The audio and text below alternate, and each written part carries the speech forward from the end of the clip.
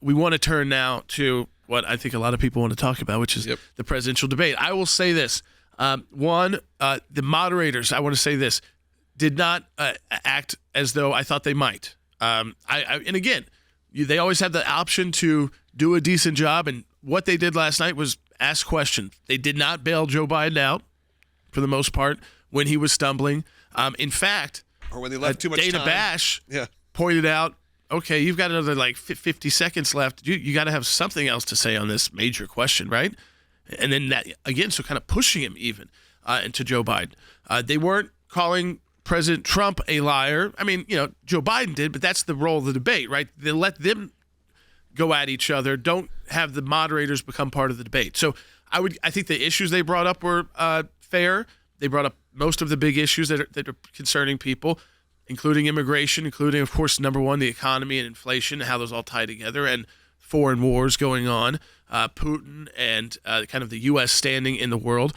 So starting there, the idea, again, I think that would both, fairly treat it. Now, I will say, I think where Joe Biden failed is that they didn't prep him on what it's like to do a debate without an audience.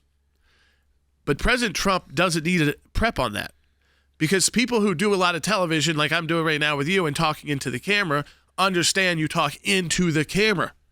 And you kind of have to envision lots of people.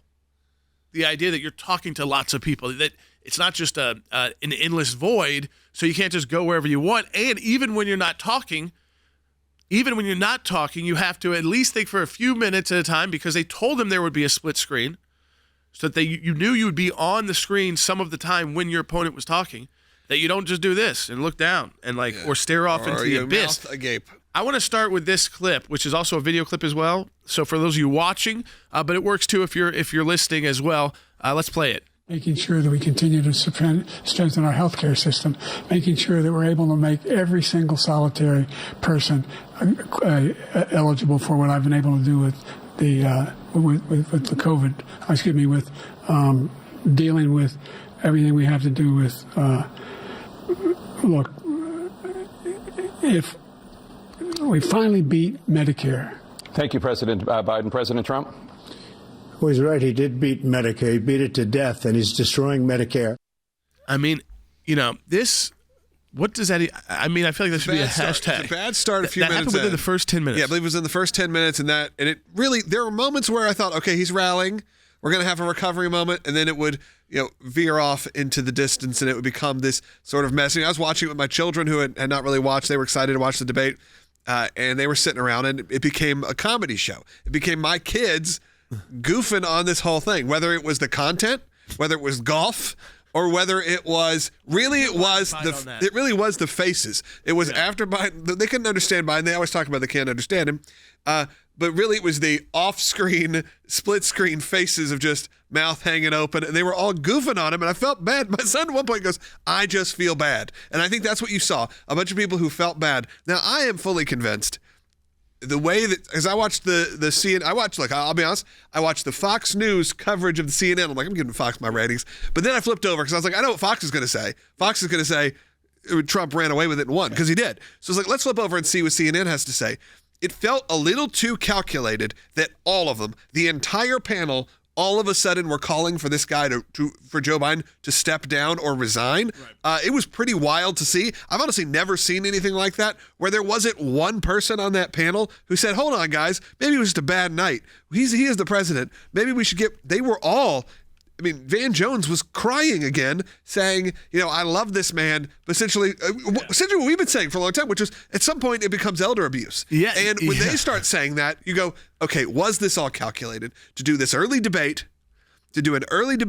so they could showcase, now there's proof, now there's evidence that the DNC or the Biden administration, Biden campaign can't hide from. No. And then you go in and you replace him. And I feel like now you're just being mean by questioning his mental competency. Right. I actually think the 25th Amendment, which is in place, if the president has to have a surgery or had a medical event that you need to remove them, but they didn't pass away. Yeah. It could legitimately be implemented against President Biden if that. Remember how they asked? They asked Vice President Harris that. Is this how he acts? Yeah. Because if this is how he acts as president, we have a problem in the United States. It's bigger than politics. But here's the issue.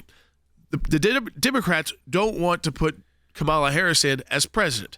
So how could they get rid of Joe Biden, but not have Kamala Harris be the nominee against President Trump? And by the way, if you're President Trump right now and the Trump campaign, you have to be thinking, leading up to the Republican convention, okay, do we have to start thinking about that we're not even going to be running against Joe Biden, but we won't really know who until after their convention, which is not until mid-August, and then a few months before the general election. I think you have to start now preparing for 2 or 3 people, potentially. We got time to talk to that, but here's how it would work. Yeah. You go to the convention.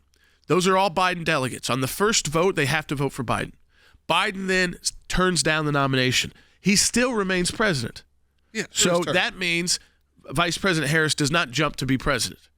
She could decide then to put her name in the hat, but we know she's not going to win that. So on the floor of the delegates, I think they have 3,000 roughly delegates. They have some super delegates. You need roughly somewhere around 1,700 and something votes. So if President Biden didn't accept the nomination, people would then nominate others. And ultimately you'd have a vote. And once someone ultimately got to that key number, that would be the nominee. And, I mean, I think you could figure out the handful of people that are going to be looking at it. It's Gavin Newsom is leading that charge. Gretchen Whitmer.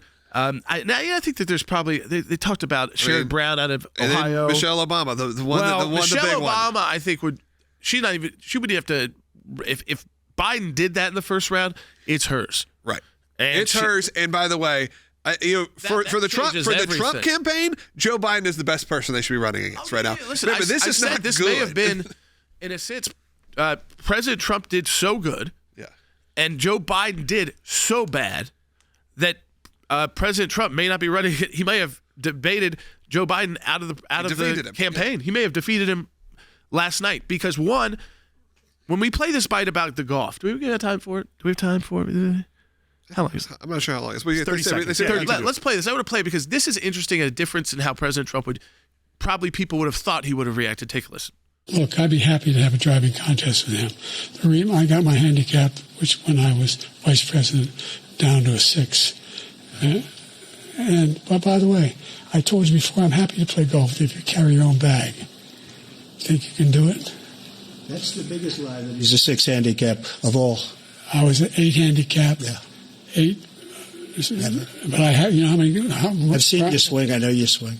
Let's not act like children. President Trump, we're going to let's not act like children. I mean, President Trump was answering a question. The reason he came up is they questioned his physical strength that he talked about because there's lots of video out there of him playing golf recently. I mean, you could probably see him playing golf 2 days ago if he played.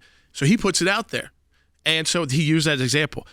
Then Joe Biden's trying to argue about being a 6 handicap, which, I mean, if you can't stand on the stage, you definitely aren't a 6 handicap. Might have been an 8. Maybe 6. Maybe an 8. Maybe an 8. So which means he didn't know what he was talking about. And the fact that it was President Trump who came and said, let's stop acting like children. Yeah. I mean, it was a moment. I mean, that was a very different kind of moment for President Trump. And that's the kind of moment maybe people who are in the middle of the road think, you know what, he is different than what I thought. Yeah. And obviously, behind closed doors leads the country in a different way than maybe the caricature.